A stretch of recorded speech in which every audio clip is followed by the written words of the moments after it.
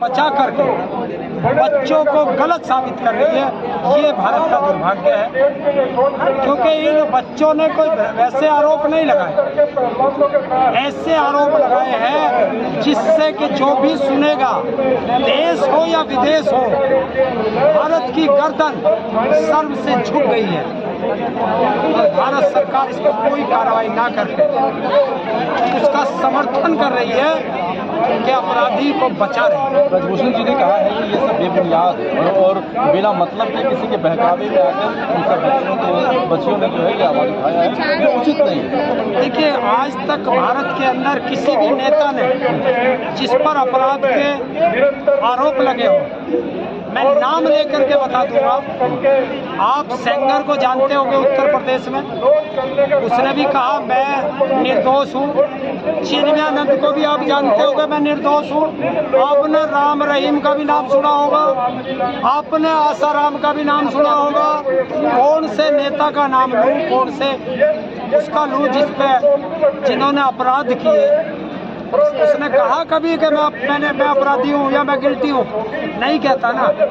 वो तो जब जांच होती है तब सामने आती है। नैतिकता के आधार पर यदि हम बात करें तो जिस सरकार का ये दावा रहा है कि बेटी बचाओ बेटी पढ़ाओ, और साथ ही वो महिला सशक्तिकरण की बात करती है, हमेशा अपने हर एक भाषण में वो महिला सशक्तिकरण की बात करती है, तो क्या ऐसे सरकार से हम ये उम्मीद कर सकते हैं या उनके ऊपर जो हस्तक्षेप लगा है, आरोप लगा है, क्या ये पूर्णतः असत्य मान सकते हैं? आप आशा करते हैं कि किसी भी परिवार की बेटी, उसके साथ जब कोई दुराचार होता है, वो किस परिस्थिति में आकर सार्वजनिक रूप से अपनी बात कहती है और दुराचार की बात कहती है, कितना उसके अंदर जोर पड़ा होगा। आप सोच करके राजनीति का भी क्या ये बच्चे राजनीति जानते हैं?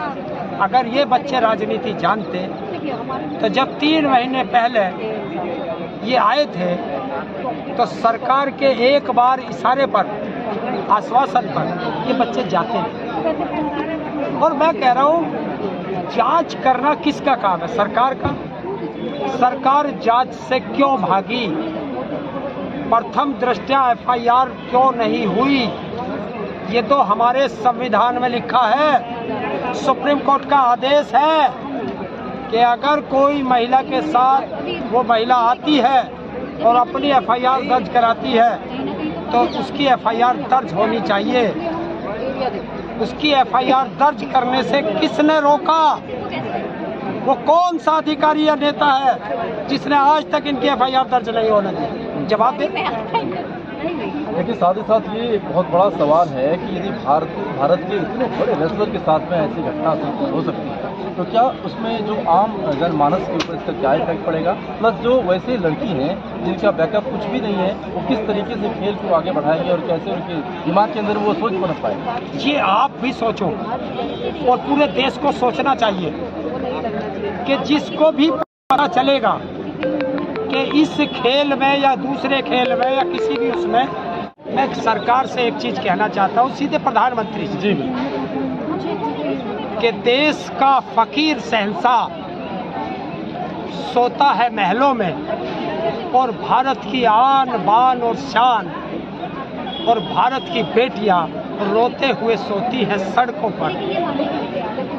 शर्म आती है मुझे ऐसे देश के राजा को कहते हो। लेकिन फकीर शहंशाह की जब आपने बात किया तो ये तो निश्चित रूप से जिस तरीके से मौजूदा सरकार हमेशा से ये वादे करती है कि भाई हमें तो कुछ ऐसा है नहीं, ना कोई लोभ है, ना लालच है, ना कुछ है, वो तो एक फकीर के जैसा आए हैं और वो राष्ट्र सेवा कर रहे हैं। तो राष्ट्र सेवा के ऊपर भी कहीं आपकी भावनाएं आहत हो? कौन कह रहा है राष्ट्र सेवा कर रहे हैं? कौन कह रहे हैं? इसकी प्रधान कह रहे हैं। इसे राष्ट्र सेवा कहते हैं? इसे राष्ट्र सेवा कहते हैं? अडानी अंबानी का यार बन गया, देश को बेच के मलाई खा गया, उसे राष्ट्र सेवा कहते हो? राष्ट्र सेवा ये होती है कि अगर देश की एक बेटी ने भी उंगली उठाई तो राजा को सुन लेना चाहिए। वो तो ये कहता था कि मैं कपड़ों से अपराधी पहचान लेता हूँ। वो कहता था कि मुझे जाने की जरूरत नहीं है, मैं ड्रोन भेज के खबर ले लेता हूँ। तो क्या उसे अपने घर के नीचे बैठे हुए ये बच्चे नहीं दिखाई नहीं, दिए। जो अपराधियों की बात करें तो अभी लिहाजा अभी उत्तर प्रदेश में ही आपने देखा किस तरीके से चुन चुन कर मिट्टी में मिला दिया गया है अपराधियों किसको को। मिलाया? किसको मिलाया? किसको मिलाया? अतीक अहमद की बात कर रहे हैं। आप अपराधी की बात कर रहे हैं। अपराधी के ना मैं पक्ष में हूँ ना विपक्ष में हूँ। मैं पूछता हूँ ये देश और दुनिया में उत्तर प्रदेश की कैसी छवि गई होगी कि कानून व्यवस्था के अंदर हत्याएं हो रही है। जनता में तो खुशी है ना, किसमें? जनता तो मौज बना रही है। अब ये आप जनता तो ये कह रही कि नहीं अच्छा हुआ। देखिए मैं क्या कह रहा हूँ, वो लोग कह सकते हैं जो तेरे समर्थक होंगे, तेरे मतलब सरकार। मैं सिर्फ देश की बात करता हूँ, मैं किसी का समर्थक या कहा कि भाई 40 सालों से जिसका आतंक था और यदि उसको किसी भी तरीके से खत्म कर दिया जाता है तो इसमें सियासत नहीं होनी चाहिए।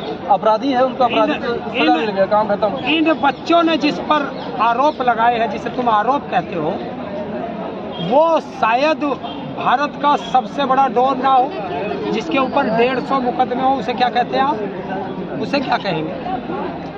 उस पर देश क्या कहेगा? ये भी आप सुने। वो तो राजनीतिक है ना, बोलता है अच्छा, कि वो भी राजनीतिक था। जिसकी आप बात कर रहे हैं वो भी राजनीतिक था। वो भी राजनीतिक था। अब जवाब दो आप। सांसद रहा है, जवाब उनसे दो। मौजूदा स्थिति पर क्या कुछ स्पष्ट कहना चाहेंगे? स्पष्टता ये है कि भारत के अंदर कानून व्यवस्था नाम की चीज नहीं बची। कानून व्यवस्था फेल है। सरकार तो कहती है कि अपराधियों का राज है। कह रहा संविधान के हिसाब से देश चल रहा है, यहाँ पर असंवैधानिक कुछ भी नहीं है। यदि कोई संवैधानिक खिलाफ जाता है तो उसके खिलाफ कार्रवाई हो रही है। अभी मैं आपसे पूछता हूँ, आप जवाब दे देना जो आपने सवाल किया। उत्तर भारत के अंदर राहुल गांधी ने एक यात्रा निकाली थी। उस यात्रा में उसने जम्मू कश्मीर में जाके एक बयान दिया था